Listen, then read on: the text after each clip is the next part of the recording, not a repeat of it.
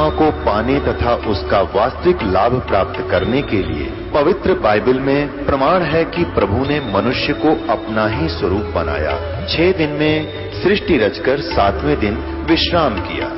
कुरान शरीफ में प्रमाण है कि हजरत मोहम्मद को खुदा स्वयं कह रहे हैं कि मैंने तुम्हें उस परमात्मा की महिमा बताने के लिए भेजा है।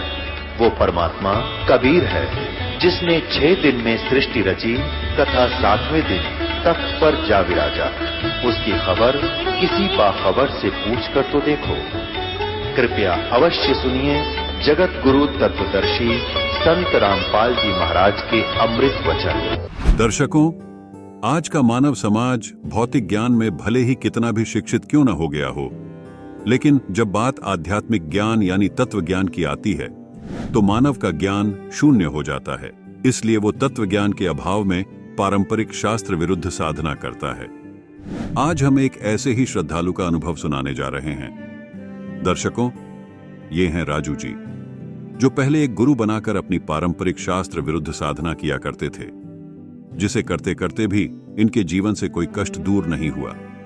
इसके विपरीत इनके जीवन में प्रेत बाधा की समस्या पैदा हो गई। प्रेत बाधा ने इन्हें इतना सताया कि वे चैन से सो भी नहीं पाते थे।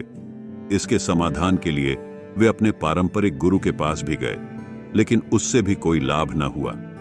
तभी एक दिन उन्हें एक ऐसी पुस्तक मिली जिससे इनके जीवन में उम्मीद की नई किरण जाग गई। वो पुस्तक थी ज्ञान गंगा। 10 मई 2017 का वह शुभ दिन, जब इन्हें संत रामपाल जी महाराज की शरण और पूर्ण परमात्मा की भक्ति प्राप्त हुई।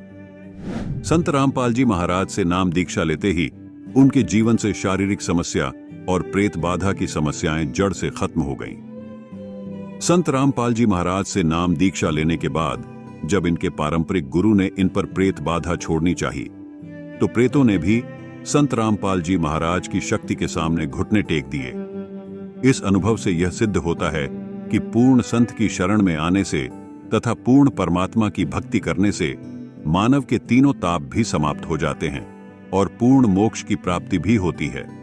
आइए अब सुनते हैं संत रामपाल जी महाराज से दीक्षा लेकर खुशहाल जीवन जीने की सच्ची कहानी, राजू जी की अपनी जुबानी। नमस्कार सर। सर, क्या नाम है आपका? राजू दास। राजू जी, आप कहाँ से हैं? मैं गांव डाबोदा खुर्द, जिला झज्जर, हरियाणा से। संत रामपाल जी महाराज से नाम दीक्षा आपने कब ली? मैं 10 तारीख 5वां महीना 2017 को। संत रामपाल जी महाराज से नाम दीक्षा लेने से पहले क्या आप कोई भक्ति साधना भी करते थे? हाँ सर, मैं अपने जो पारंपरिक साधना थी, गांव में मंदिर में जाना दादा छोटे वाले पे, और मैं फरीदाबाद से सुदर्शनाचार्य जी से नाम दीक्षा ले रखी थी। मुझे इनसे कोई लाभ नहीं हुआ था। 12 साल पहले हमने अपने मामा जी के थ्रू फरीदाबाद से सुदर्शनाचार्य जी से नाम दीक्षा ली थी, जो वैष्णवपंथी महात्मा थे और अपने आप को कहा करते थे कि बेटा हमें पिछले 7 जन्मों से विष्णु जी की भक्ति करते आ रहे हैं। तो जब मुझे कुछ ज्ञान नहीं था, क्योंकि मैं छोटी उम्र में था, जब से मैं 4वीं-5वीं कक्षा में था। राजू जी, संत रामपाल जी महाराज की शरण में आप कैसे आए? मगर जी, मैं स्कूल में पढ़ता था, जब 7वीं कक्षा में था, तो एक मेरे गांव से भगत थे आसाराम, वो टीचर थे मैथ के। तो ऐसे भी बच्चों को पढ़ाते थे। वो बच्चों को पढ़ाते पढ़ाते कई बार परमात्मा की चर्चा भी कर देते थे। तो एक बार उन्होंने कहा कि भाई तुम भक्ति साधना करते हो कुछ? तो बच्चे कहने लगे हाँ सर हम करते हैं, हम मंदिरों में जाते हैं, ऐसे जाते हैं। सबने कहा, हमने भी कहा। तो वो कहने लगे कि आपसे एक बात पूछूं? हमने कहा कि पूछिए सर। तो उन्होंने कहा कि ब्रह्मा विष्णु महेश के माता पिता कौन हैं? तो इतना कहते जो अन्य बच्चे थे वो हंसने लगे सर की बात पे, देख कैसी बातें कर रहे हैं सर। तो मुझे इस बात से एकदम झटका लगा कि यार इन्होंने ये बात क्यों कही। तो वो कहने लगे कि भाई ब्रह्मा विष्णु महेश के माता पिता, दुर्गा इनकी माँ है। तो अन्य बच्चों ने तो उनकी बातों पर विश्वास नहीं करे, उन्हें तो ऐसे ही टाल दिया। तो वक्त जी स्कूल आउट होने के बाद, मतलब क्लास खत्म होने के बाद, मैं सर से पूछा कि सर आपने कहाँ से कहा? तो उन्होंने कहा कि भाई हमारे सदग्रंथों में लिखा हुआ कि ब्रह्मा विष्णु महेश के माता पिता और इनकी जन्म मृत्यु भी होती है। तो मैंने कहा कि सर ठीक है। उस भगत ने मुझे गीता तेरा ज्ञान अमृत एक पुस्तक दे दी। मैं खुद गीता पढ़ता था घर पे। तो मैंने वो गीता और संत रामपाल जी महाराज का ज्ञान दोनों एक साथ रख के, राइट और लेफ्ट की तरफ दोनों का ज्ञान मिला के देखा। जब भगत जी मैंने गीता का ज्ञान मिला के देखा संत रामपाल जी महाराज से, तो गीता का ज्ञान बिल्कुल मतलब कि जो मैं भक्ति साधना करता था फरीदाबाद वालों से, उनसे बिल्कुल हटके थे भगत जी। उनकी साधना सारी विरुद्ध, जो मैंने गीता में प्रमाण देख के मैं अक्का बक्का रह गया कि यार जो मैं साधना कर रहा हूँ वो सारी शास्त्र विरुद्ध है, ना उनके नाम मिल रहे हैं ना उनकी कोई साधना मिल रही है, तो यार ये मतलब बहुत गलत हो गया। तो फिर भगत जी, मैं उन भगत से कहा कि यार मेरी तो सारी साधना गलत है, अब मैं क्या करूं। तो उस भगत ने कहा कि भाई यहाँ पे नामदान सेंटर है संत रामपाल जी महाराज का मुंडका में। तो फिर मैं वहाँ पे चला गया भगत जी से। 2-3 दिन मैं वहाँ संत रामपाल जी महाराज के मैंने सत्संग सुने और प्रमाणित ज्ञान करके मैंने एक विश्वास करके कि संत रामपाल जी महाराज कबीर परमात्मा के भेजे हुए एक संत है, मैंने ये मान के संत रामपाल जी महाराज जी से 10 तारीख 5वां महीना 2017 को नाम दीक्षा ली। संत रामपाल जी महाराज से नाम दीक्षा लेने के बाद आपको क्या लाभ प्राप्त हुए? सर, संत रामपाल जी महाराज जी से नाम दीक्षा लेने के बाद दास को बहुत लाभ हुए। पहला लाभ तो ये हुआ कि जब मैंने गीता का ज्ञान संत रामपाल जी महाराज से मिला तो मुझे ये पता चला कि सच्चाई क्या है सदग्रंथों की, वो क्या कह रहे हैं, गीता में क्या लिखा हुआ है, किस परमात्मा की भक्ति के लिए कहा गया है। प्रथम तो लाभ तो ये प्राप्त हुआ भगत जी कि दास को सच्चाई का पता चला सदग्रंथों की, जो उसमें लिखा हुआ है। संत रामपाल जी महाराज जी शरण में आने के बाद दास को ये लाभ हुआ कि जो मेरे अंदर भूत प्रेत बाधा थी 2 से 3 महीनों के, जो मैंने फरीदाबाद से सुदर्शनाचार्य जी से था नाम दीक्षा ले रखी थी, उन्होंने भी ये झाड़ फूक की मेरे ऊपर, अपनी मतलब जो साधना वे करते थे हवन किए, उन्होंने एक जो तावीज़ वो बांधते थे उन्होंने वे भी बांधा भगत जी, उससे कोई भी लाभ नहीं हुआ। और यहाँ तक कि मैं रात को जब सोता था तो वे सोते सोते वे भूत प्रेत जो थे वे मेरे चद्दर को फेंक देते थे एक तरफ और मुझे ऐसे इतनी बुरी तरह दबा लेते थे कि मतलब कि सांस लेने में मुझे बहुत ज़्यादा दिक्कत होती थी। तो संत रामपाल जी महाराज जी शरण में आने के बाद भगत जी मुझे पता भी नहीं कि वो भूत प्रेत की बाधा मेरे पास में हुई भी थी कभी। अन्य लाभ ये हुए भगत जी, मैं संत रामपाल जी महाराज को कबीर परमात्मा का एक भेजा हुआ दूत ही मानता था, उनको कभी परमात्मा स्वीकार नहीं किया क्योंकि मुझे इतना ज्ञान नहीं था। तो एक बार क्या हुआ कि मैं भक्ति कर रहा था, जो मैंने लेके प्रथम नाम मिला होता दास को, तो भगत जी परमात्मा ने दास को वो समय दिखाया जब मेरा जन्म भी नहीं हुआ था। एक तरफ तो कबीर परमात्मा खड़े थे, एक तरफ दास खड़ा हुआ था, और परमात्मा ने एक तरफ हाथ किया कि बेटा आप किसी भगत के घर में जन्म लेना चाहते हो, या एक तरफ है कि ये शराबी का घर है आप इसमें जन्म लेना चाहते हो। तो भगत जी मैंने कहा कि मैं एक शराबी के घर में जन्म लेना चाहता हूँ। तो परमात्मा कहने लगे कि बेटा क्यों? मगा परमात्मा आप तो दास को फिर खोज लोगे, लेकिन मैं एक शराबी के घर में जन्म लेना चाहता हूँ। तो भगत जी दास का जन्म 9 मार्च 1996 को दास का जन्म एक किसान परिवार में हुआ जहाँ पे मेरे पिताजी शराब पीते थे। तो भगत जी संत रामपाल जी महाराज की साधना से दास को ये पता चल गया कि मैं स्वेच्छा से इस घर में आया था। और एक अन्य लाभ बताना चाहूँगा संत रामपाल जी महाराज की शरण में आने के बाद जो दास को हुआ, जब हमें फरीदाबाद से सुदर्शनाचार्य से नाम दीक्षा ले रखी थी तो हम वो भक्ति करते थे, तो हमें उस भक्ति से कोई लाभ नहीं हुआ। मेरी दादी थी जिसको गले की कैंसर हुई, कम से कम वो 3 महीने तक बहुत बुरी तरह तड़पते उन्हें अपना शरीर छोड़ा, और छोड़ने के बाद वो भूत बनी, जबकि वे फरीदाबाद वाले कहा करते थे कि हमारी साधना से बेटा आपकी जन्म और मृत्यु सदा के लिए समाप्त हो जाएगी। वो झूठ कहा करते, अगर ऐसा होता तो मेरी दादी भूत क्यों बनती। तो भगत जी जब मुझे पता नहीं था कि ये साधना ही गलत थी, जब मैं संत रामपाल जी महाराज के शरण में आया, मैंने गीता को देखा तो तब मुझे पता चला कि इनकी सारी साधना ही गलत थी। वो साधना करते करते हुए मेरी दादी को गले की कैंसर हुई, वो बुरी तरह तड़प के उसने शरीर छोड़ा, उसके बाद वो प्रेत बनी। उनकी साधना जो थी वो सारी शास्त्र विरुद्ध थी और मैंने प्रत्यक्ष प्रमाण देखे थे। तो जब घर वालों को भी ये पता चला कि मैं संत रामपाल जी महाराज का शिष्य हो गया हूँ, तो घर वालों ने उनको फ़ोन करके कहा कि ये ऐसे ऐसे संत रामपाल जी महाराज का शिष्य हो गया। तो उन्होंने क्या किया कि उनकी गुरु पूर्णिमा आई हुई थी, उस महीने में उनकी गुरु पूर्णिमा थी। तो उन्होंने क्या किया कि मेरी मम्मी से कहा कि तुम इसको गुरु पूर्णिमा पे यहाँ फरीदाबाद आश्रम में लेके आ जाओ, हम इसको देख लेंगे क्या चीज़ है। क्योंकि उन्होंने माना कि संत रामपाल जी महाराज एक काम छोटे मोटे साधक होंगे, उनको ये नहीं पता था कि ये परमात्मा है खुद।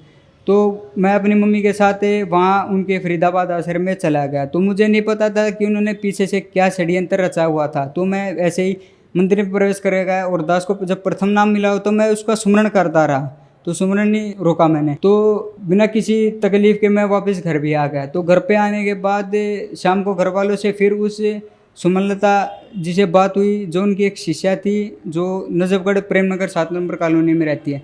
तो उसने कहा कि बेटा ये गया था आश्रम में, तो उन्होंने कहा कि हाँ ये आश्रम में गया था। तो उन्होंने कहा था कि बेटा तुम अब चिंता मत करो, इसको हम अपने आप देख लेंगे। भगत जी उन्होंने पता नहीं क्या करने की कोशिश की थी, तो भगत जी उस चीज़ का असर नहीं हुआ और घर वालों ने कहा कि तू पता नहीं कहाँ से नाम दीक्षा लेके आ गया, तेरे तो कुछ हुआ भी नहीं है, उन्होंने कुछ किया तो तेरे कुछ हुआ भी नहीं। उसके बाद भी भगत जी उन फरीदाबाद वालों ने दास के ऊपर जो कष्ट थे वो बंद नहीं किए। उन्होंने मेरे जितने भी पितर थे, मेरे दादाजी, मेरे पिताजी और मेरी दादी जी, तीनों को मेरे ऊपर उन्होंने छोड़ दिया था, ये मान के कि ये प्रेत बाधा से दोबारा पीड़ित होगा तो हमारे पास ही आएगा। लेकिन संत रामपाल जी महाराज की इतनी बड़ी कृपा थी दास के ऊपर, भगत जी वो मुझे कोई भी नुकसान नहीं पहुंचा पाए। और एक बार और मेरी दादी को भेज दिया, क्योंकि मैं अपनी दादी से बहुत ज़्यादा लगाव था, मेरा सबसे ज़्यादा मेरे परिवार में मेरी दादी से मेरा बहुत लगाव था। तो वो मेरी दादी आई मेरे पास और वो रोने लग गई। जब मैं संत रामपाल जी महाराज की शरण में था तो वो रोने लगी, तो मैं कहने लगा कि माँ क्यों रो रही है। मैं दादी को माँ कह के बुलाता था। तो वो कहने लगी कि बेटा तू संत रामपाल जी महाराज को छोड़ के वापस इस फरीदाबाद वालों से नाम दीक्षा ले ले। मैं कहा क्यों? क्योंकि बेटा अगर तू ऐसा नहीं करेगा तो ये हमें आश्रम से निकाल देंगे। भगत जी उन्होंने जब मेरी दादी ने ये बात कही कि ये हमें आश्रम से निकाल देंगे, भगत जी मुझे बहुत बड़ा धक्का लगा था। उनकी भगत जी शास्त्र विरुद्ध साधना थी, जिन्होंने उनको प्रेत बना दिया। प्रेत बनाने के बाद भी वो आश्रम में रहते थे, तो उनको आश्रम से भी निकालने की धमकी दे दी कि ये अगर ये संत रामपाल जी महाराज की शरण में रहेगा तो हम इसका कुछ बिगाड़ नहीं पाएंगे। तो संत रामपाल जी महाराज की शरण में आने के बाद दास को एक बहुत बड़ा लाभ ये हुआ कि जो मेरे परिवार में पारंपरिक साधनाएं चलती थी, मेरे गांव में एक मंदिर है दादा सोटेवेले के नाम से प्रसिद्ध है वो। तो मैं वहाँ पहले जब संत रामपाल जी महाराज जी से मैंने दीक्षा नहीं ले रखी थी, तो मैं मंदिर की तरफ देख के सिर झुकाया करता था, प्रणाम किया करता था उनको। जब मैंने संत रामपाल जी महाराज जी से नाम दीक्षा ली तो मैंने उस मंदिर की तरफ आदर करना बंद कर दिया था। तो क्या हुआ कि मैं एक बार पशु नहला रहा था, वो जो वहाँ के सिद्ध पुरुष है वो सांप के रूप में रहते थे। तो मैं जब पशु नहला रहा था तो मेरे पैरों के पास से एक सांप घूमने लग गया, पता नहीं कैसे। तो मुझे आभास हुआ, तब मैंने संत रामपाल जी महाराज का नाम स्मरण किया, तो वो सांप वहाँ से चला गया। फिर उसी 1-2 दिन के बाद मैं तालाब में नहा रहा था, नहाते नहाते वो सांप मेरे पास आया और मेरे पास घूमने लगा। उस समय सुमरण कर रहा था, मैं तैरते तैरते सुमरण कर रहा था। तो वो जो सांप था वहाँ से चला गया। और उस सांप के चले जाने के बाद उस संत ने, जहाँ पर मेरे पूर्वज जाया करते थे दादा छोटे वाले के पास, उन्होंने मुझे प्रत्यक्ष दर्शन दे के ये कहा कि बेटा मान गया आपकी भक्ति को और मान गया आपके संत रामपाल जी महाराज की भक्ति को। बेटा जो आप साधना कर रहे हो इसका कोई वार पार नहीं, ना इसके सामर्थ्य का कोई वार पार है। और बेटा मैं आपसे बहुत प्रसन्न हूँ, आप जो साधना कर रहे हो इस पे लगे रहिएगा बेटा, आपको आजीवन कोई भी कष्ट नहीं आएगा, ये मैं गारंटी के साथ कहता हूँ। भगत जी मुझे सबसे बड़ा यही फ़ायदा हुआ कि जहाँ मेरे पूर्वज जाया करते थे वहाँ के स्वयं उस संत ने मुझे ये कहा कि बेटा जिस शरण में तू गया हुआ है, जो भक्ति तू कर रहा है उसका कोई वार पार नहीं है, वो तुझे कभी कष्ट नहीं देगी और तू सदा सुखी रहेगा। और मैं तेरे से बहुत प्रसन्न हूँ कि बेटा तूने पूरे गुरु की शरण ग्रहण की है। तो भगत जी संत रामपाल जी महाराज की शरण में आने के बाद दास को बहुत बड़ा लाभ यही हुआ कि हमारे पारंपरिक साधना के संत भी यही कह रहे थे कि बेटा तू बहुत अच्छी शरण में गया हुआ है, तू बहुत सुखी पाएगा आजीवन। सर संत रामपाल जी महाराज से नाम उपदेश कैसे ले सकते हैं? सभी जगह संत रामपाल जी महाराज की दया से हर एक स्टेट में नामदान सेंटर खुले हुए हैं। आप जो सत्संग आते हैं संत रामपाल जी महाराज जी के टीवी चैनलों पे, तो उन चैनलों के नीचे से एक पीली पट्टी चलती है, वो पीली पट्टी चलने के वहाँ पे कॉन्टैक्ट नंबर होंगे, आप उनसे कॉन्टैक्ट कीजिए। आप वहाँ से बुक भी मंगा सकते हैं फ्री ऑफ कॉस्ट, और वहाँ से अपने नज़दीकी नामदान सेंटर का पता भी लगा सकते हैं। धन्यवाद सर। सर अब जगत गुरु तत्वदर्शी संत रामपाल जी महाराज जी के सत्संग के माध्यम से उस अद्वितीय आध्यात्मिक ज्ञान के बारे में जानते हैं जिसके माध्यम से आप भी प्राप्त कर सकते हैं ऐसे आध्यात्मिक, मानसिक और भौतिक सुख जो अभी तक आपने सिर्फ मीराबाई, ध्रुव, प्रहलाद जैसे कुछ ही भक्तों की जीवन कथा में सुने होंगे। अब सुनिए तत्वदर्शी संत के संग शास्त्र अनुकूल भक्ति सत्संग, ऐसा अद्वितीय आध्यात्मिक ज्ञान जिसका है सर्वधर्मों के पवित्र शास्त्रों में प्रमाण। कहने का भाव यह है कि अर्जुन का कलेजा हिल गया जो न्यू कह था कि मेरे से जैसा भगत नहीं आपका, पैरों तले की धरती हिल गई। तब श्री कृष्ण ने कहा था कि आपने भगत देखे ना थे भाई, तेरा एम हो गया था, उसको खत्म करने के लिए तुझे साथ लाया। तो परमात्मा ने, कबीर परमेश्वर जी ने धर्मदास जी की भ्रम का निवारण किया कि धर्मदास, श्री कृष्ण जी ने मोरध्वज राजा के पुत्र ताम्रध्वज को तो जीवित कर दिया, लेकिन अपने सगे भाणजे अभिमन्यु को जीवित नहीं कर सका। जब युद्ध के अंदर चक्रव्यूह में मारा गया था, पांडवों का कुल नाश हुआ था और सारा परिवार रोया था, श्री कृष्ण रोया था अभिमन्यु की मौत पर, तब क्यों नहीं उसको जीवित किया? धर्मदास जी ने कहा कि परमात्मा, हम तो इतनी बुद्धि हमारी, तो इसका उत्तर हमारे पास नहीं है, आप ही बताओ ये क्या कारण था। तो परमेश्वर कबीर जी ने कहा कि भाई, मोरध्वज राजा के पुत्र ताम्रध्वज की आयु शेष थी और इस मिट्टी का ये खूब समाधान इतना कर सकते हैं, उसको जीवित भी कर दिया, स्वस्थ भी कर सकता है, लेकिन आयु नहीं बढ़ा सकता, संस्कार नहीं चेंज कर सकते, ये बदल नहीं सकते। तो अभिमन्यु का संस्कार, उसकी मृत्यु इतनी, आयु इतनी ही थी, इस उम्र में ही मरना था उसने, 18 वर्ष की आयु में उसकी मृत्यु हो गई थी। और जो पूर्ण परमात्मा है, परमात्मा खुद ही थे, लेकिन हमारी बुद्धि काम नहीं कर रही थी। मालिक ने कह दिया मैं हूं, तो धर्मदास जी कम में स्वीकार करें थे जब तक। तब परमात्मा ने कहा, अभिमन्यु की आयु शेष नहीं थी, जिस कारण से श्री कृष्ण उसको जीवित नहीं कर सका। और समर्थ परमात्मा परम अक्षर ब्रह्म कबीर साहब आपकी आयु भी बढ़ा सकते। लेकिन कई बार ऐसा होता है कि कल नाम लिया और बहुत ही सीरियस मरीज ले आए, दीक्षा भी ले ली, क्योंकि जब तक आप में समर्पण भाव नहीं होगा, पूरा विश्वास दाता में नहीं होगा, तब तक आपको पूर्ण लाभ नहीं मिल पाएगा। और फिर ये सोचते हैं, एक भक्त ने कहा कि अब मेरा पुत्र की मृत्यु होगी और तीसरी बार भी आपके यहाँ आ चुका था, आप तो कहते हो कि ऐसे ऐसे आयु बढ़ा दी जाती है। अब उस बालक, उस भगत को क्या समझाऊं, बता मैं।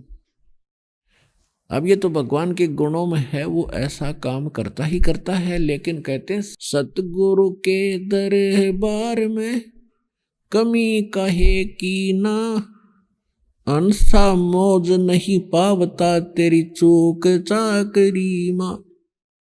इस सच्चे दरबार में, कबीर भगवान के दरबार में किसी वस्तु की कमी नहीं है, लेकिन आपके ऊपर रजा नहीं हो पा रही, तो आपकी कोई सेवा शुश्रूषा में, आपकी कोई क्रिया में, आपकी कोई भक्ति में, श्रद्धा में कोई वीकनेस है, त्रुटि है, उसको पूरी करो, फिर देखो पूरे का लाभ।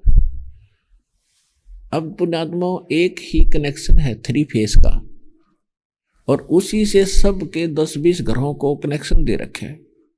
औरों के पंखे भी चल रहे हैं, उनकी सबके मशीन भी चल रही है, और आपका नहीं चल रहा, तो उस पावर में कमी नहीं है, वह कमी आपके सिस्टम में है कि तो उसने चेक करो, फिर देखो लाभ उसका।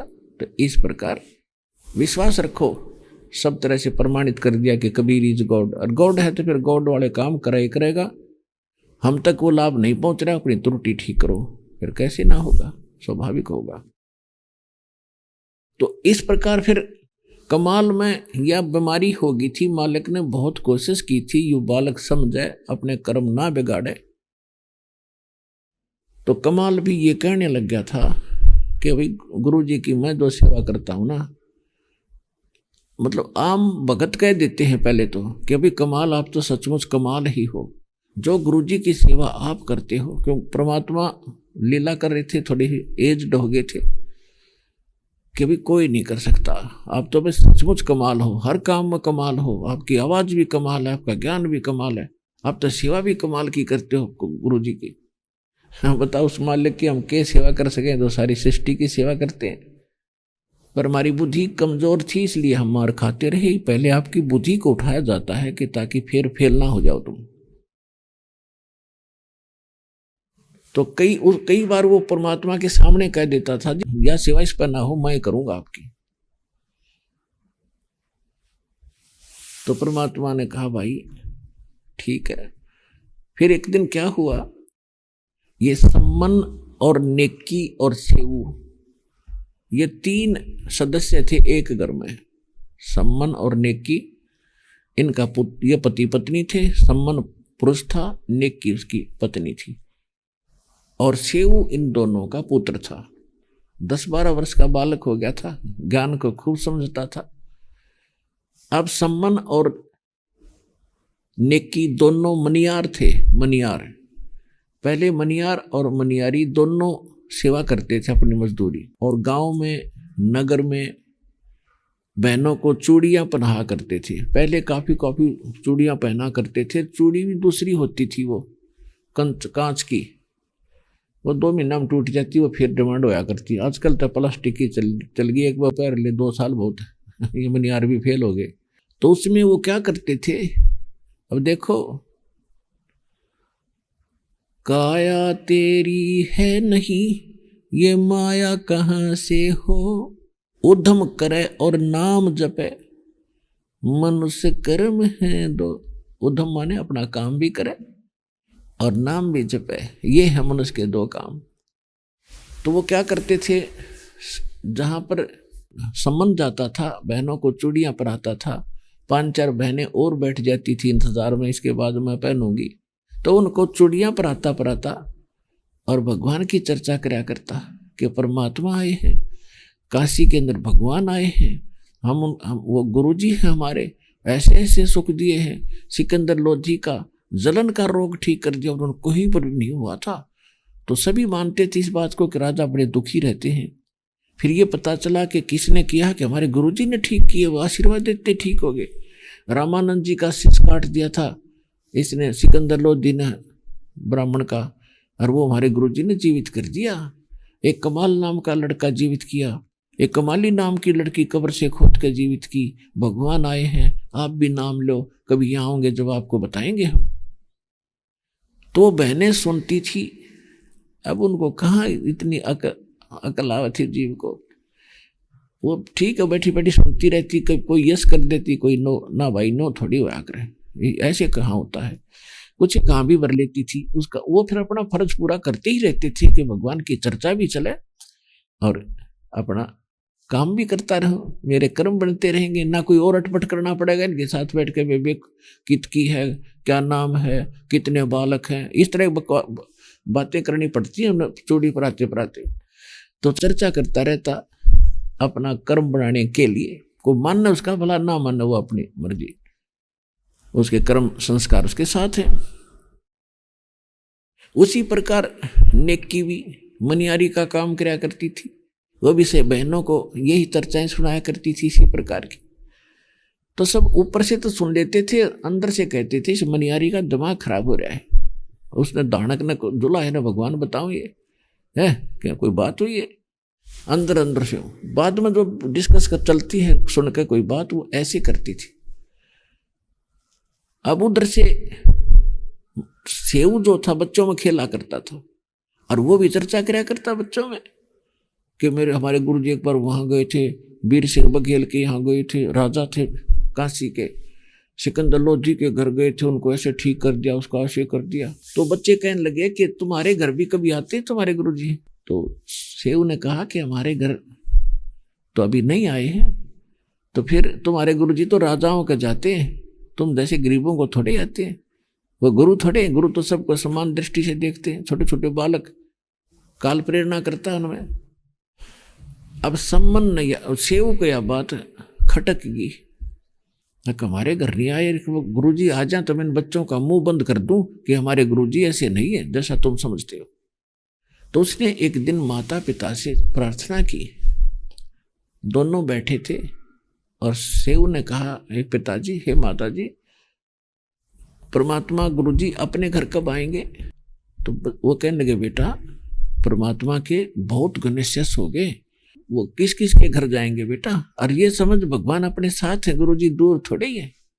कि नहीं वो तो बात आपकी ठीक है, लेकिन ऐसे है ना, बच्चे मेरे को ऐसे ऐसे कह रहे थे, एक बार गुरुजी आ जाना बस, फिर तो मैं उनको देख लूं।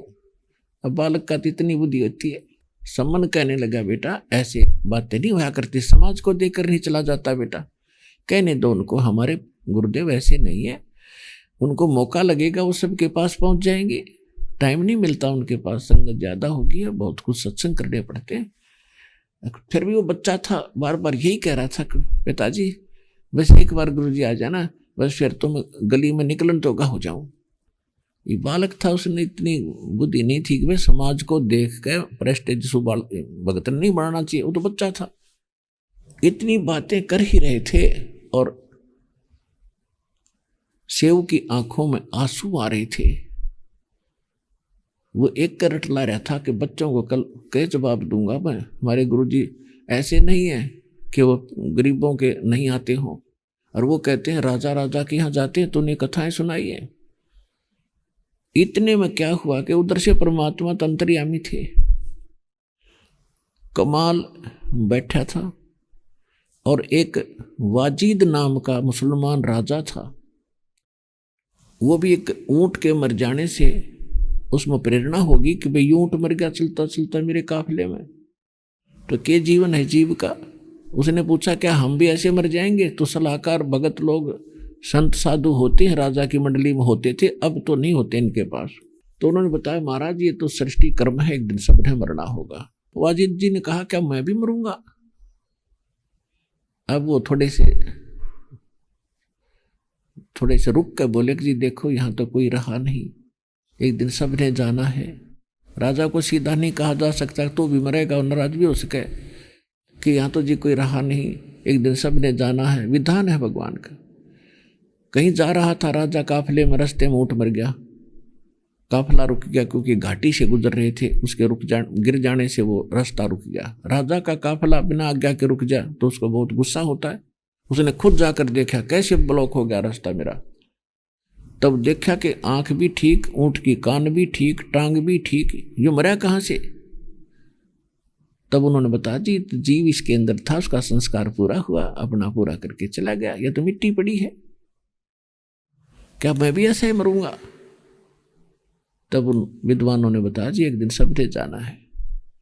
राजा कहने लगा वापस चलो, वापस आ गए और अपनी पत्नियों को कह दिया कि बस आज तक का मेरा और तुम्हारा में तो संस्कार था, हम चले। जंगल में पहुंच गया।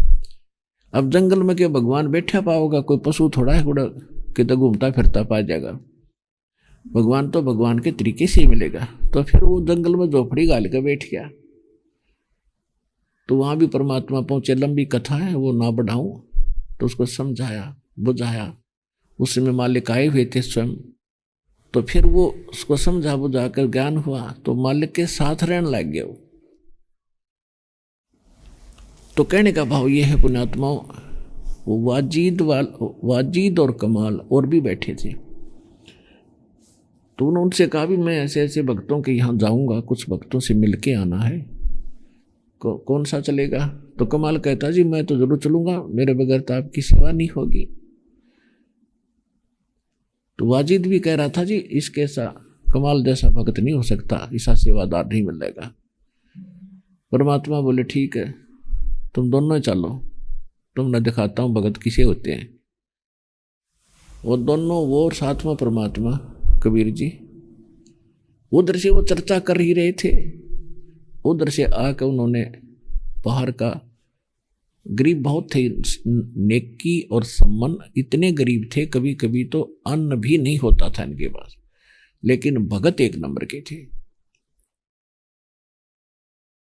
अब परमात्मा कोई कारण बनाता है, कहते हैं नुक्ते ऊपर रिझ जाएगा रे और करोड़ कर्म जड़ जाए तुम्हारे। एक भक्त ने प्रारंभ में नाम लिया, नाम लेने के कुछ दिन के ज्ञान समझ लिया उसने पूरा, कुछ दिन के बाद उसका एक का ट्रक था वो दुर्घटनाग्रस्त हो गया और उसकी इंश्योरेंस जो होता बीमा वो एक्सपायर हो रही थी। तो उसकी माँ ने भी उसको कहा बेटा देख इस नाम लेते तेरा कितना नुकसान हो गया। माँ को तो क्या कहे था, वो भगवान से आगे हाथ जोड़कर ये कहा परमात्मा आपके चरणों से दूर ना करना इस दास को, चाहे कटोरा दे दियो हाथ में, आपके पंजा बना रहे, इस दुख से मुझे कोई लिंक नहीं है, आपका आशीर्वाद दास के सिर पर बना रहे, शीश पे रहे। कहते उसके बाद उस बालक के ठाठ कर दिए दाता ने, सैकड़ों गाड़ियां उसके पास कर दी। तो कहते हैं नुकते ऊपर जगह रे करोड़ कर्म जल जाए तुम्हारे, द्वार धनी के पड़ा रहे, धक्के धनी के खावे, 100 काल झकझोल ही पर द्वार छोड़ दी जावे। ये फार्मूले अपनाओ। इसी प्रकार सम्मन और नेकी गढ़े गरीब थे, निर्धन थे, कति हैंड टू माउथ थे। अब परमात्मा वहां जाकर खड़े हुए, वो बैठे बैठे बातें कर ही रहे थे। वो तो अंतर्यामी सारी जाने। पहुंचूंगा क्षण एक में जन अपने के हेत, अपने भगत के लिए कहते 1 सेकंड में पहुंच जाऊंगा जहां जहां मेरी चर्चा तो चल रही है कि जहां जन की महिमा सुनूं ता मैं गमन करंत, और वो तो नगर अमान है जहां मेरे प्यारे संत। बाहर से आवाज लगाई परमात्मा ने कि सम्मन भाई है घर पे। वो बातें कर रहे थे, नेकी कहने लगी कि गुरुजी की आवाज है। सम्मन कहने लगा नहीं गुरुजी कहाँ, इतनी दूर कहाँ आएंगे, आपको धोखा लगा है। इतने में फिर आवाज लगाई, अरे सम्मन है घर पे, अग देख गुरुजी है। कहाँ, आवाज तो महाराज जी की है। तो तीनों उठ कर दोनों तीनों उछल पड़े, सामने खड़े तीनों, 3 मूर्ति। ओए होए, अब उनका सपने में भी नहीं सोचा था कि इतनी संगत को छोड़कर आपके द्वार पर भगवान आएंगे। तो उनका विश्वास नहीं हो रहा कि मैं स्वप्न देख रहे हैं या सचमुच भगवान ही परमात्मा आए। अब ऐसे खड़े हो गए जैसे पागल से हो जाते हैं कि अभी बातें कर रहे थे, अभी भगवान आ गए गुरुजी। तो कमाल ने कहा कि गुरुजी को ऐसे खड़ा रखोगे या अंदर भी ले चलोगे? तब उनका स्वप्न सा टूटा, चरणों दंडवत प्रणाम किया और जैसा फटा पुराना कपड़ा घर पे उपलब्ध था आदर से बिछा दिया। गुरुजी बैठ के साथ में भक्त दोनों बैठ गए। सम्मन वहां उनके साथ कुशल मंगल है और उनसे ज्ञान चर्चा करने लग गया। कुछ देर के बाद सम्मन ने पूछा भगवान भोजन की सुनाओ। तब परमात्मा ने कहा भाई बच्चे पैदल चल कर आए हैं और हम भी भूख लगी है, बेटा खाना तैयार करो। अब सम्मन उठकर अपने घर में पीछे झोपड़ी में गया, अपनी पत्नी से कहा कि भोजन तैयार करो गुरुजी, और भगत भूखे हैं, सफर से आए हैं। नेकी कहने लगी कि देखो अपने घर में कोई अन्न नहीं है, ना आटा ना दाने, कुछ भी नहीं आज। तो सम्मन ने कहा किसी से उधारा मांग लो, दे देंगे 1-2 दिन में। नेकी कहने लगी मैं गई थी उधारा मांगने, किसी ने नहीं दिया, उल्टा मजाक करते हैं। फिर सम्मन ने कहा कि तेरा यो चीर है ना जो सिर पर उड़ रखा था ओढ़ना, इस चीर को दे दे मुझे, मैं गिरवी रख के 3 सेर आटा ले आऊंगा। नेकी ने कहा कि मैं इसको लेकर गई थी, एक जगह से फटा हुआ थोड़ा सा, मैंने कई बहनों से प्रार्थना की पर उन्होंने स्वीकारा नहीं, और मैं जिससे मुझे उधार मिलता था वो दे देती थी बहनें, आज वो भी नहीं दे रही हैं। वो कह रही हैं तुम कहा करते थे, तो उसने यही कहा कि हमारे गुरुजी आए हैं और 2 भक्त और हैं, थोड़ा सा आटा दे दो। तो वो मजाक करने लगी वो बहनें कि तुम तो यूं कहा करते कि तुम्हारे गुरुजी तो ऐसा सुख दे देते हैं, मुर्दे जिंदे कर देते हैं, फिर क्यों मांगती फिरती आज तो, जा हम नहीं देते। यानी इस उद्देश्य से वो उनको कुछ भी सहयोग नहीं दे रही थी, अपने कर्म बिगाड़ दिए उन्हें इतने। तो नेकी ने कहा कि ऐसी स्थिति आ गई। अब सम्मन कलेजा पकड़ कर जमीन पर बैठ गया कि भगवान पहली बार तो गुरुजी आए हमारे द्वार पे, और आज मैं इतना नीच 2 रोटी नहीं खिला सकता। हे परमात्मा इसे नीच को जन्म भी क्यों दिया था, यह धरती क्यों ना फट जाती, मैं समा जाऊं इसके अंदर। तो नेकी कहने लगी ऐसे दुख ना मानो, कोई विकल्प खोजो इसका। अब क्या विकल्प रह गया, अब यह उधारा कोई दे नहीं रहा और अपने गुरुजी भूखे यहाँ बैठे रहेंगे। नेकी ने कहा ऐसे करो तुम रात ने चोरी कर लाओ, अब तो इनसे प्रार्थना कर लो और कहना जी सुबह भोजन की व्यवस्था करेंगे। भगवान है, समझदार हैं, अंतर्यामी हैं, ये सब परिस्थिति से परिचित हैं, इनसे क्या छुपा है। तो सम्मन कहने लगा ठीक है। तो वो लड़का रोज कथा सुना करता कि चोरी करने वालों का सर्वनाश होता है, जो चोरी करते हैं पाप लगता है उनको। तो सेव कहने लगा कि माता आप क्या कह रहे हो, गुरु जी तो सत्संग में सुनाते हैं कि जो चोरी करते हैं वो कभी उबर नहीं सकते, उनका विनाश होता है, हर तरह से हानि होती है, तो ऐसा पाप करोगे आप। अब नेकी ने कहा बेटा देखो ये चोरी नहीं है, चोरी को दान कर देंगे, हमें चोरी हम नहीं खाएंगे, उसको संतों को खिला देंगे। तो शिव ने कहा माता जी चोरी तो चोरी ही है, कैसे ही कर लो। तब उसने बताया बेटा देख सुन ले मेरी कहानी। ये नगर के लोग, इनके पास पैसा बहुत है, यह पाप की धरती है और ये लोग भगवान को भूल गए, इनके दया धर्म बेटा कति खत्म हो गई है और हमने इस नगरी का अन्न खाया बेटा, इसमें अपना निर्वाह हुआ है और इनको विनाश होते हम देख नहीं सकते, इनको ज्ञान नहीं, ये तो बालक है, ये तो अपनी मौत बुला रहे।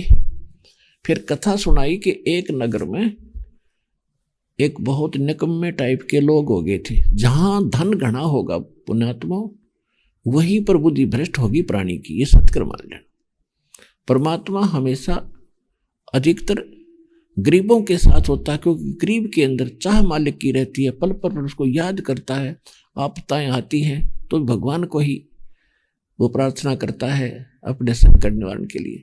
और मायाधारियों के पास धन होता है, कोई आपत्ति आती है, किसी को रिश्वत दे, किसी को फलाना कर अपना काम चला लेते हैं, तो भगवान से दूर होते चले जाते हैं। लेकिन सभी नहीं, लेकिन उस गांव में, उस नगर में कोई विशेष ही निकम्मी आत्मा इकट्ठी हो गई थी, अभिमान हो गया था। तो उसके गांव, और वो किसी भी साधु संत को भिक्षा नहीं देते थे। भिक्षा का अर्थ है कि वो रोटी भी नहीं देते थे, बनी बनाई भी। और कोई आ जाता था गलती से तो उसको कहा करते थे कि हमारे पल्लेदारी कर लो, ज्यादा सेठ लोग रहते थे, और करके खाया करो मस्टंडो, तुम क्यों धक्के खाते फिरते हो। इसी प्रकार एक सिद्ध पुरुष उस नगर के बाहर बनी में बैठ के आके, उसका एक चेला था 15-16 वर्ष का, वो उसके साथ था। उससे कहा बेटा जा भिक्षा मांग ला। वो नगर में गया सुबह सुबह, जहां भी जा वही दरवाजा बंद कर ले, साथ में उलाना दे, मस्टंडे धक्के खाते फिरते हो, अपना करके खाओ। और उधर एक कुम्हार था, एक गरीब कुम्हारी थी, नगर के बाहर उसका घर था, वो देख रही थी। और जब देखा उसने कि महाराज जी वापस आ गए और खाली झोड़ी लिए जा रहे हैं, उसको पता था कि हमें मिलना कुछ नहीं। तो वो जाकर बैठ के अपने गुरुजी से कहा गुरुजी ऐसा नगर नहीं देखा आज तक मैंने, कोई सोले माथे नहीं बोलता। गुरुजी बोले भाई कल फिर जा बेटा एक बार। वो अगले दिन फिर गया, अगले दिन भी वापस खाली आ रहा था। उसी कुम्हार के घर से रास्ता उनका आने जाने का था। तब उस कुमारी ने कहा कि वह विधवा थी, 4-5 उसके बच्चे थे, 6 बच्चे। उसने कहा कि महाराज जी मैं कल भी देखा था आपको और आज भी आप इस नगर में गए हो, आपको कोई भिक्षा नहीं मिली? नहीं माई, ऐसा नगर नहीं देखा। तो उसने कहा कि देखो महाराज मेरे पास रोटी है बनी बनाई, ये ले जाओ, आटा को तो आटा दे दूं, लेकिन मैं कुम्हार है मेरी जाति, और ले जा मैं देख नहीं सकती आपको, मेरे बालक के समान हो और 2 दिन से भूखे हो, ये रोटी ले जा, आटा ले जा, और तेरे गुरुजी कहें तो खा लियो, और बता देना कहते मुझे दोष लगे मैं कुम्हारी हूँ। क्यों पहले ये बाबा लोगों के भी दिमाग खराब रहा करते, छुआछूत मान्या करते थे। तो उसने जाकर कहा कि महाराज जी बड़ा जालिम नगर देखा है, तो और क्या रहा बेटा, किसी ने कुछ नहीं दिया। एक बाहर एक ऐसे सारी कहानी बता दी उस माई की। तो उसने कहा, उस गुरुजी ने कहा कि बेटा ऐसे कर, तो रोटी खा ले, कोई बात ना, अन्न का के लग गया बेटा, छुआछूत नहीं होती है। तो एक आधा ठीक भी था, और मैं तो नहीं खाऊंगा। उस बच्चे को उसने खिला दिया। तो कहा कि अब वापस जा और उस माई ने कह दे कि आज शाम तक इस नगरी ने खाली कर दे, छोड़ जा तू इसको, और उसको बता दिए कि रात के 12 बजे ये नगर पूरा का पूरा नाश होगा, तो भी चली जा, नहीं गेल तो भी पिसेगी, और जहां भी जाकर रात तेरे को हो जा। अपना सारा सामान लाद लिया उसने गधा पे, क्योंकि पता था संतों के पहले वो जानते थे कि ऐसी लीला कर ही देते, और जहां तू जाकर शाम हो जा वहीं रुक जाइए, गुरु जी का आदेश है, तू वहीं बस जाएगी और पूरा नगर बस जाएगा तेरे नाम पे। तो वो सारा लाद कर चली गई, जहां उसको दिन छुपा वहां पर वह बैठ गई, वहीं पर एक नगर बस गया। उधर से क्या हुआ, रात्रि के 12 बजे एक भूकंप का कारण बनाया उसी क्षेत्र में, और पूरा का पूरा नगर वह नीचे ईंट ऊपर है, जिनमें कोठी माने थे वह लाला जी, और सर्वनाश हो गया, एक बालक भी नहीं बचा उनका। तो पुण्यात्मा उसने कथा सुनाई, बेटा ये आज उस स्थिति में है जैसे नगर का नाश हुआ था, और बेटा हम देख नहीं सकते इस नगर को उजड़ते हुए, हमें ज्ञान है, और इसका समाधान भी यही है कि इस नगरी का थोड़ा बहुत अन्न भगवान के मुंह ला दे तू, और ये नगर बस जाएगा। बेटा ये जानबूझ के बकवाद कर रहे हैं आज, ये हमें जानबूझ कर नहीं दे रही है, नहीं इनके घर में, इनके घर कोई कमी है, भगवान ने सारी मौज कर रखी है। तो इस बात पर शिव सहमत हो गया, खामा नाश हो जाएगा कच्ची फिर से, तो बेटा हम नहीं खाएंगे, कति तोल के 3 शेर लाना कहीं से मिल जाता है, फालतू तीनों महापुरुषों को खिला देंगे, और ये सुबह प्रस्थान कर जाएंगे, और फिर हम जैसा तैसा होगा अपना टाइम पास करेंगे। तो शाम को वो 12 बजे से दोनों पिता पुत्र चोरी करने चले। एक सेठ की बनिए की दुकान में सेंध लगा ली, सुराख कर लिया, पाड़ लगा दिया। अब शिव कहने लगा, बेटा सम्मन कहने लगा, बेटा तू बाहर खड़ा रहना और मैं ले आऊंगा भीतर का आटा, अंदर से आटा निकाल के, और ऐसे करना कोई घर का सदस्य जाग गया और मुझे पकड़ देगा तो मैं इस सुराख के अंदर से आटा भी फेंक दूंगा बाहर, कपड़े में बांध दूंगा, और तू लेके भाग जाना। ठीक है। तो सम्मन शिव ने कहा, नहीं पिताजी मैं बालक हूं, आप बड़े हो, मैं जाता हूं, पहले मैं जाऊंगा अंदर और मैं लाऊंगा, क्योंकि ये राजा का, इस सेठ का राजा से बहुत ताल्लुक है, और पकड़े गए तो राजा पिताजी आपको मरवा देंगे, ये हम कहाँ जाएंगे फिर। तो सम्मन ने कहा, बेटा आपको मरवा देंगे तो फिर मैं कहाँ जाऊंगा। कि उसने कहा कि मैं तो बालक हूं, बालक करके छोड़ भी देंगे मुझे, आप बाहर। ऐसे कहते कहते शिव घुस गया बालक उस सुराख के अंदर से दुकान में। उसने 3 शेर लगभग अंदाजा सा आटा अपने कपड़े में बांधा और चलने लगा। उसी समय एक कोई ऐसा टकराया, खड़का हो गया, कोई तखड़ी के तराजू पर पैर टिक गया, पलड़े पे आवाज होती, लाला जी वहीं सोया था, उठ लिया, चोर चोर चोर करके उसका निकला था, उसका पैर पकड़ गया, घसीट लिया। तब तक उसने वो आटा बाहर फेंक दिया और थाम के बांध दिया पिलर से, रस्से थे, और देखा दीपक चसा के, अच्छा भगत जी हैं, आज थारे ढोंग का पता लग गया ना, ऊपर तो भगत रात ने चोरी करो तुम्हें।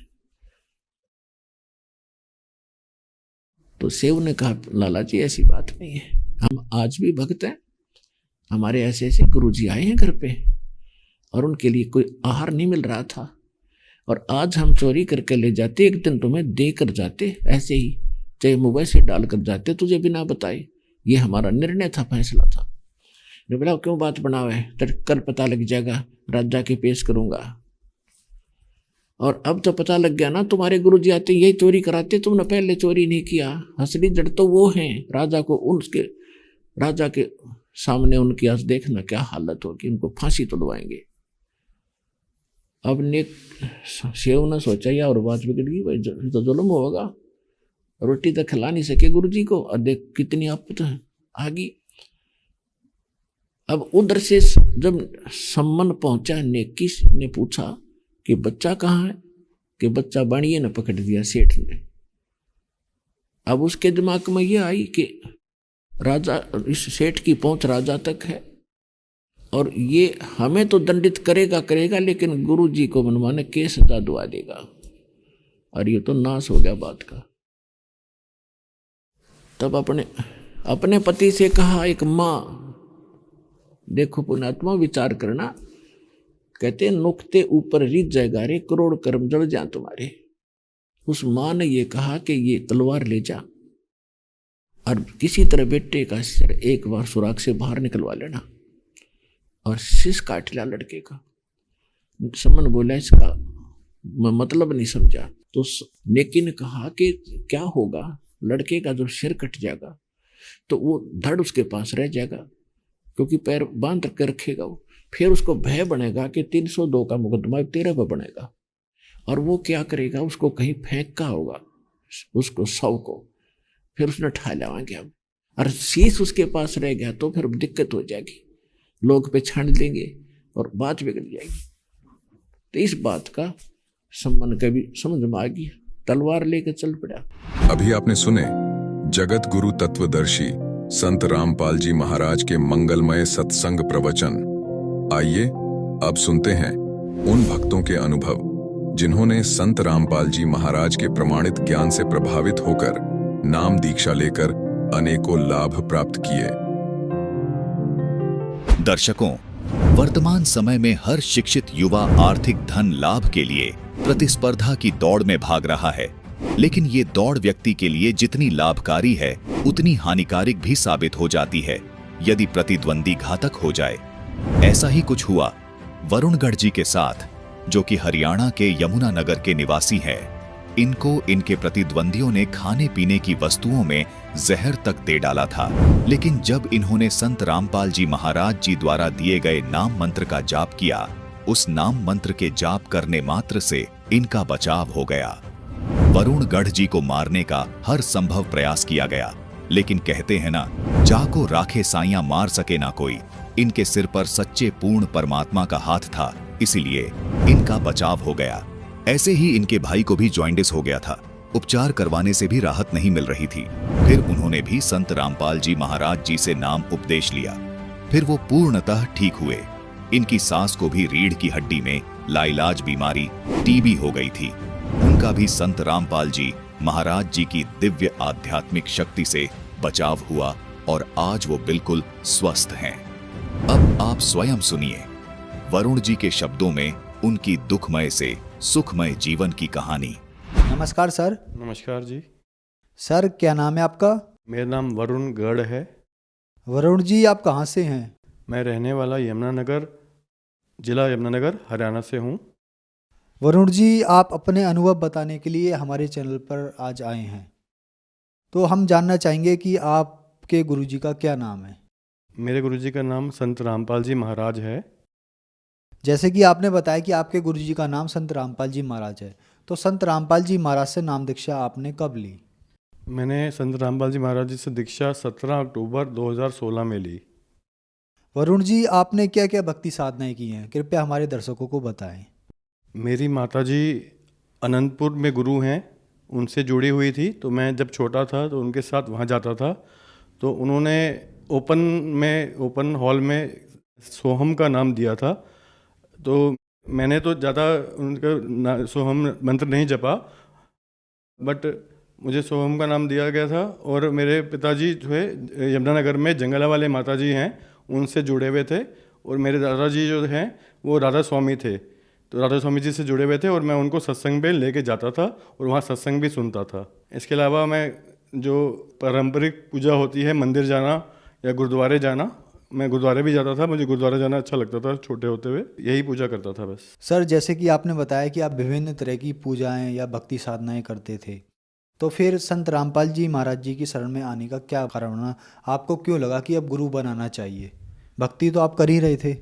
जैसे मेरे दादाजी ने नाम दीक्षा ले रखी थी, मेरी मम्मी ने ले रखी थी, मेरे पिताजी ने ले रखी थी, तो मेरा भी मन था कि मैं गुरु बनाऊं, पर किसको बनाऊं मुझे थोड़ा समझ नहीं आ रहा था, मैं किसको गुरु बनाऊं।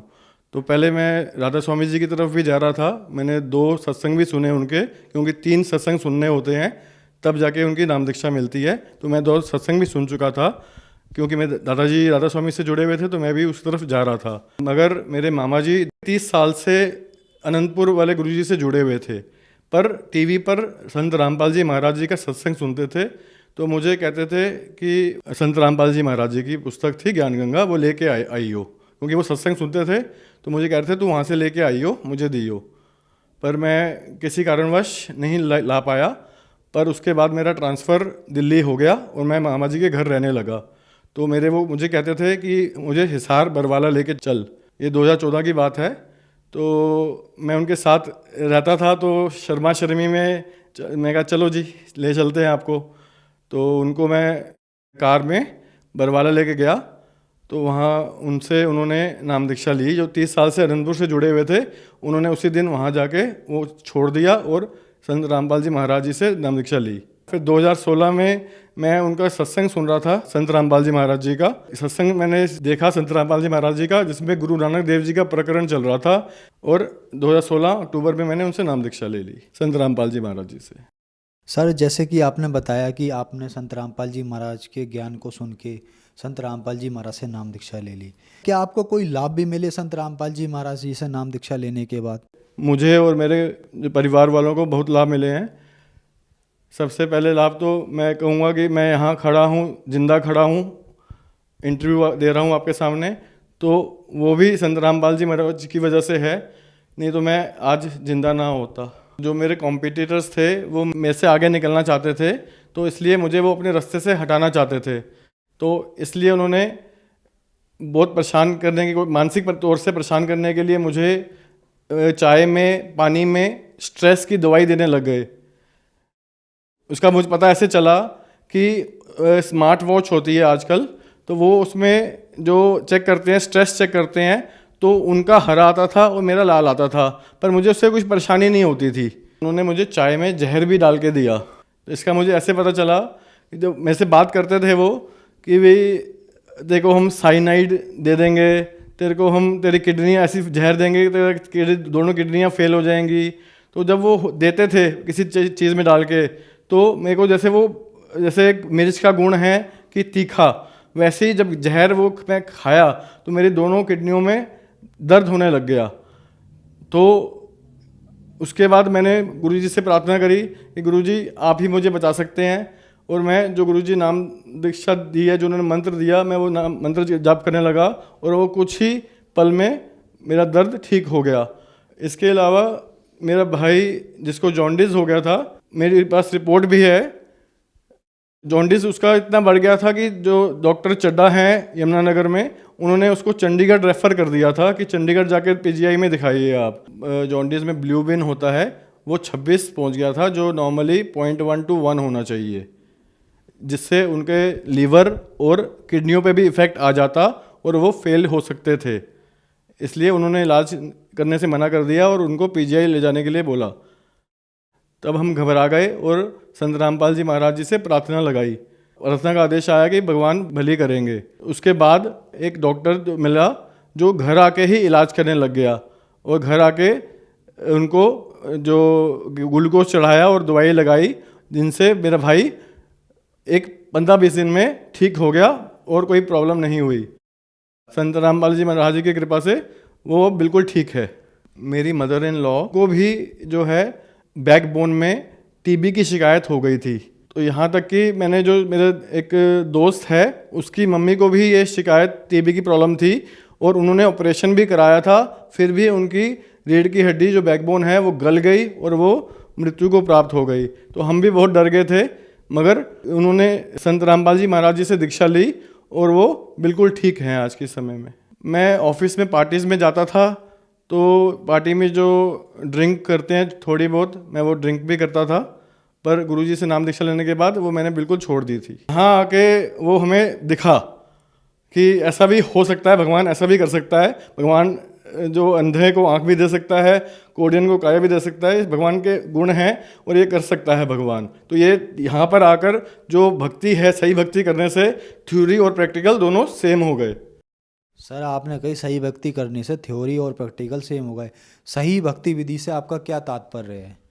सही भक्ति विधि जो वेदों में लिखी है, 5 यज्ञ बताए गए हैं, ज्ञान यज्ञ, प्रणाम यज्ञ, हवन यज्ञ, धर्म यज्ञ और ध्यान यज्ञ। ये 5 यज्ञ और मंत्र जाप जो पूर्ण परमात्मा का होना चाहिए, वो मंत्र जाप करने से और 5 यज्ञ करने से हमें भक्ति का फल मिलता है। सर, क्या काम करते हैं आप? I am a graduate in BTech, engineering graduate. I am working with an automobile, two-wheeler automobile MNC. Sir आप एक बहुत ही एजुकेटेड पर्सन है, एक इंजीनियर हैं, तो सर गुरु बनाना क्यों जरूरी है? ऐसे भी तो हम भक्ति कर सकते हैं। मेरे दादाजी कहते थे गुरु बिना गति नहीं, गुरु के बिना गति नहीं हो सकती। और कबीर जी का भी दोहा है, राम कृष्ण से कौन बड़ा, तीनों भी गुरु कीन, तीन लोग के वो धनी, गुरु आगे अधीन। जब श्री राम जी आए उन्होंने वशिष्ठ जी को गुरु बनाया, कृष्ण जी आए उन्होंने दुर्वासा जी को अपना गुरु बनाया। गुरु बनाना इसलिए ज़रूरी है कि जब राम भगवान या कृष्ण भगवान जी पृथ्वी पर आए, उन्होंने भी इस मर्यादा का पालन किया कि गुरु बनाना बहुत ज़रूरी है, तभी हम वापस अपने लोक में जा सकते हैं।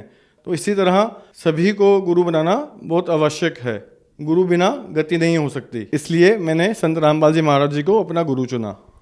सर जैसे कि आपने बताया, आपने एक यहाँ बहुत अच्छा उदाहरण दिया कि श्री राम जी, श्री कृष्ण जी पृथ्वी पर आए और इन्होंने भी गुरु मर्यादा का पालन किया, गुरु बनाया, इसलिए आपने संत रामपाल जी महाराज जी को अपना गुरु बना। आपकी बात बिल्कुल ठीक है, लेकिन सर संत रामपाल जी महाराज जी को आपने ही क्यों चुना? और भी तो बहुत सारे गुरु हैं, उनको क्यों नहीं चुना आपने? मैंने राधा स्वामी जी के भी सत्संग सुने हैं और मैं मम्मी के साथ अनंतपुर वाले गुरु जी के सत्संग सुनता था, मगर जब मैंने संत रामपाल जी महाराज जी का सत्संग सुना तो उन्होंने वेद, गीता और गुरु ग्रंथ साहिब सब में से प्रमाण दिखाए, जो मैंने जाके बुक में रेफ़र करे, मैंने चेक करे और उसको अंडरलाइन किया। गीता में मैंने निशान लगाए कि जो गुरु जी बता रहे हैं वो क्या सही है, तो वो बिल्कुल सही पाया। तब संत रामपाल जी महाराज से नाम दीक्षा ली मैंने। जैसे मैंने आपको बताया कि गुरु नानक देव की पुस्तक जो थी भाई बाले वाली जन्म साखी, उसमें प्रमाण था कि गुरु नानक देव जी ने जो नाम दिया और वही नाम मुझे संत रामपाल जी महाराज जी ने दिया है। तो वो जो गुरु नानक देव जी जो नाम दीक्षा लेकर जो नाम मंत्र जाप कर कर पार हो गए, वही अगर मुझे मिल रही है तो मैं तभी पार हो पाऊंगा ना। सर जैसे कि आपने बताया कि संत रामपाल जी महाराज ने गीता में, वेदों में से या और भी पुस्तकें आपने बताई, ग्रंथ बताए, तो क्या और गुरु सदग्रंथों में से नहीं बताते या संत रामपाल जी महाराज जी बताते हैं? नहीं, जो ग्रंथों का ज्ञान है वो और कोई नहीं बताता, सिर्फ संत रामपाल जी महाराज ही बताते हैं। और कबीर जी का भी दोहा है कि सदगुरु के लक्षण कहूँ मधुरे बैन विनोद, चार वेद षट शास्त्र वो कहे 18 बोध। सिर्फ सदगुरु ही चारों वेदों का, 6 शास्त्रों का और 18 बोध का ज्ञान देता है, उसको खोल के दिखाता है कि क्या लिखा है उसमें, और वो सिर्फ संत रामपाल जी महाराज पे ही खरी उतरती है।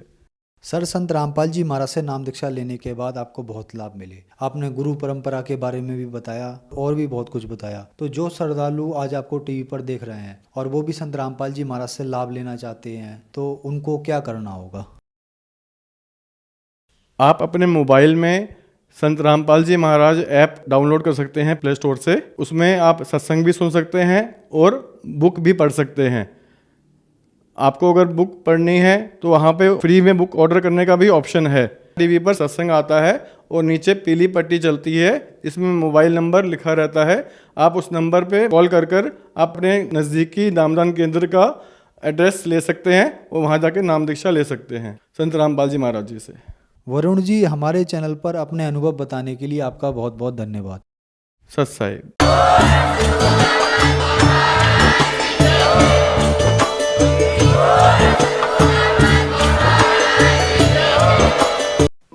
आप सुन रहे थे जगत गुरु तत्वदर्शी संत रामपाल जी महाराज के मंगल प्रवचन। अधिक जानकारी के लिए संपर्क करें।